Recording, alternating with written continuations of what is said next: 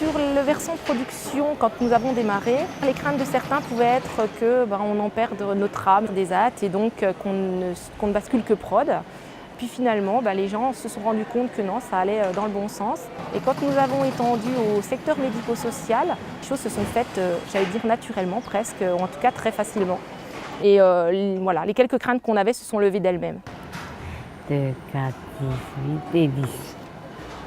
Donc nous avons démarré en 2007 la première étape, puis la certification en 2008. Et puis ensuite, nous avons étendu le périmètre de cette démarche qualité à l'ensemble de l'établissement.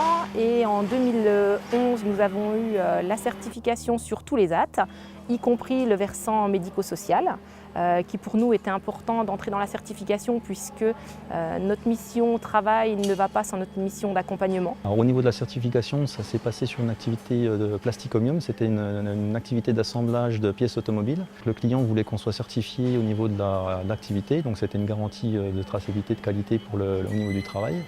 Et cette certification s'est faite sur une période de préparation avec les personnes de l'établissement, les travailleurs qui étaient sur l'équipe.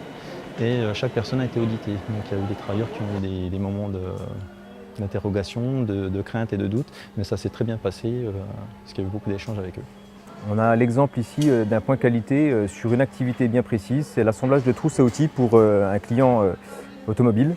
C'est un support de formation qui permet à nos personnes accueillies de pouvoir avoir comme support une défothèque où on va expliquer la conformité des pièces et surtout les pièces qui sont non conformes, avec des petites photos qui illustrent en fait les pièces bonnes et les pièces mauvaises. Ça est déjà arrivé qu'on nous renvoie des pièces à ce moment-là, c'est vrai que ça ne nous plaît pas tellement ce genre de choses.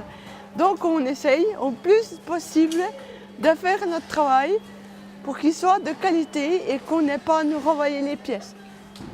Cette amélioration, elle découle d'un plan d'action suite à une alerte que nous avons eue avec un client. Donc on avait livré des pièces mauvaises.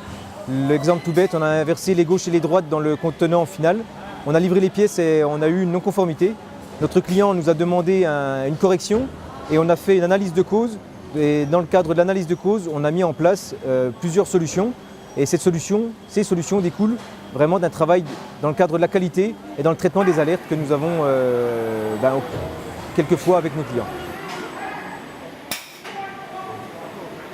C'est vrai qu'on voit pas mal de différences, moi avec mes collègues j'ai pu en parler, donc depuis pas mal d'années on a réussi à s'améliorer sur tout ce qui est élaboration de cahier des charges ou tout ce qui est rédaction de procédures en interne pour réaliser des projets tels que celui-ci, donc un îlot robotisé que nous avons pu intégrer à l'ESAT il y a environ 6 mois et qui permet de donner une totale autonomie aux travailleurs dans leur travail et puis au niveau qualitatif et sécuritaire, on est vraiment au top du top.